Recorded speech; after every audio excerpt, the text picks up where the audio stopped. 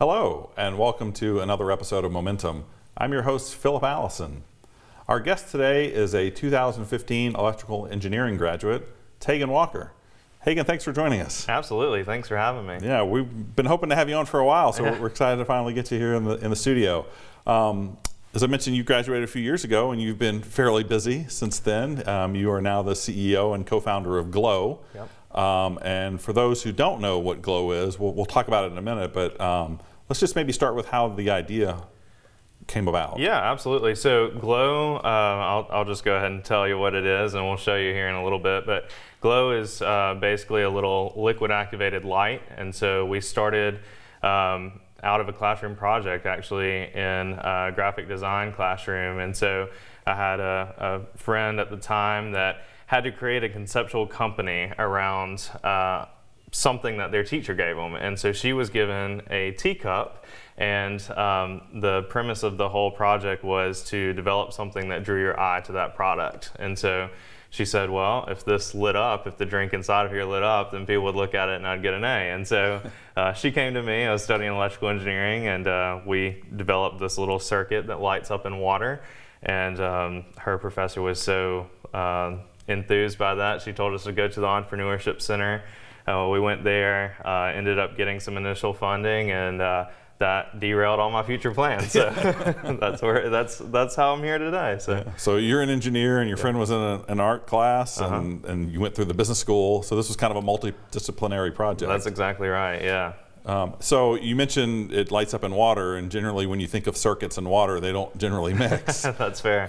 So I guess, can you tell us a little bit about the technology behind it? Yeah, it's really simple, a little more nerdy since we're on the engineering show, but there's a transistor in there, and it uses ions that is in liquid to bridge a circuit and light up an LED that's inside of there. So there's 3 little batteries inside, and basically it senses ions in liquid, and that's what triggers it to light up. Yeah, well, we actually have an example if we want to show folks absolutely. Kind of how it works. And it's kind of bright in here, but these are some of our little Elmo cubes. We have a partnership with Sesame Street, we'll detail in a minute, but you just drop them in water, and they turn on, and when you pull them out, they turn back off. And so when we first started, let me get to why there's Elmo here.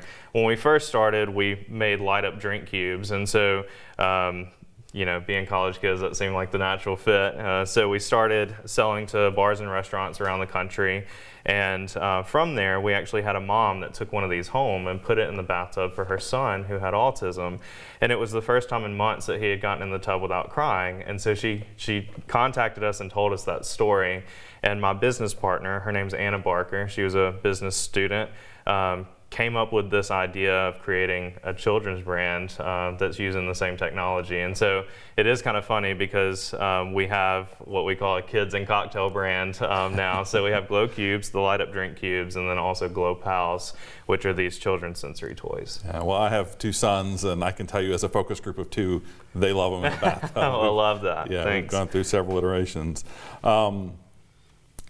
So just, I guess, back to a broader perspective, you've only been out of school a few years, and this is obviously a very cool product, both ends, the cocktails and the kids version, but you're also running a company, and I guess talk a little bit about kind of how that transition has happened from just a conceptual idea to maybe a product, and then now you've got a business behind it. Yeah, it feels like a blur. It's crazy to look back, I mean, even compared to last year. So a little bit about where we are and then maybe how we got there. So currently we have 27 employees. We'll sell over 3 million products this year to customers in 36 countries. You can find us in Nordstrom and Macy's and Barnes & Noble and SeaWorld. So it's grown quite a bit, and it's really fascinating. But I think the heart of it all is really the Entrepreneurship Center at Mississippi State. Obviously, our education goes into the beginning stages of all of this, but that really was the catalyst that kind of took this to a different level. I had dreams and ambitions of being in the automotive space, automotive engineering. Had an internship out at Tesla kind of as this was getting started, and so turned that down to come back and make light up cubes. But at that time, single, no children yet, and it's one of those things where you only kind of get an opportunity to do this once, and I never wanted to look back and wonder how it could have, played out. Yeah, it's the phrase is lightning in a bottle, but you have light in a bottle. And, love that. Yeah, and it seems like you just have to jump on it when you have the opportunity. Absolutely. As you've kind of grown the business over the last few years, I guess what are some of the challenges that you face in terms of like supply chain or like learning different aspects of a business that maybe you didn't know anything about? Yeah, so that is that's a huge one. There's tons of stuff that I tell people all the time. The day that I stop learning something new is the day I know it's time to hang this up, and that hasn't happened in 5 years plus so far. So. Early on, studying electrical engineering, I had no background in CAD and computer-aided design, and so we had to develop these somehow, and so I took a stab at it. Was probably a little too stubborn at the time. We got some made, and our whole first production run we had to throw away because I had made a mistake. And so when you don't have any money and then you spend a bunch of that to try to get product and it doesn't work, it puts you in a bad position. But the lesson early on there was, don't be afraid to ask for help. And I really think that's kind of been a guiding principle to be teachable this whole time. And so, lessons like that kind of carry through. And obviously through COVID, supply chain issues, I think you're going to learn that there's always problems. You've just got to be very adaptable to figure out a way to solve them. Yeah, and has your engineering background kind of helped with kind of overcoming those challenges? Absolutely, yeah, and it's fun. I love that side of it. So when we get to do product development and things like that, we've designed this line for Sesame Street. Actually, I'll show you these real quick. Yeah, I was about to ask about those. Yeah, so earlier this year with the Globe House brand, we partnered up with Sesame Street to develop some products with them, and so these are, this is one of our media boxes, but you lift this up and there's a little pop-up version of Sesame Street, and then we have Julia, who is actually the first autistic Muppet, as well as Elmo over here.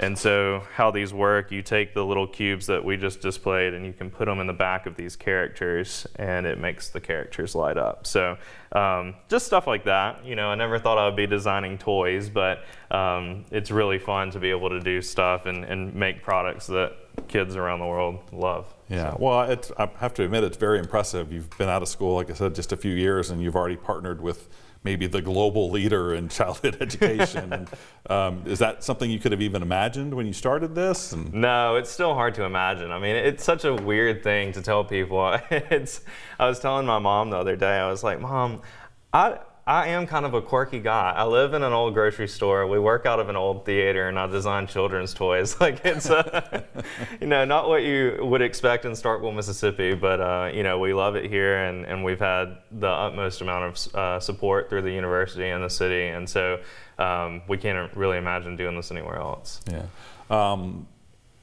I guess, can you talk a little bit about how the relationship with Sesame Street started? I mean, were they skeptical about you guys at all being so new and frankly so young? Yeah, no, that's a great point. And so it was actually really interesting. So I told you about the story about how this mom reached out with her son that had autism. Well, Julia was actually launched in 2016, and so she's relatively new to the Sesame Street line. And they found out our story. That's something we promote a good bit.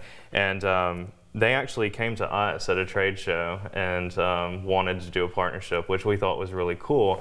And a lot of people don't know, Sesame Street is a global brand, but behind the scenes, they're actually a nonprofit, and their team is very small and very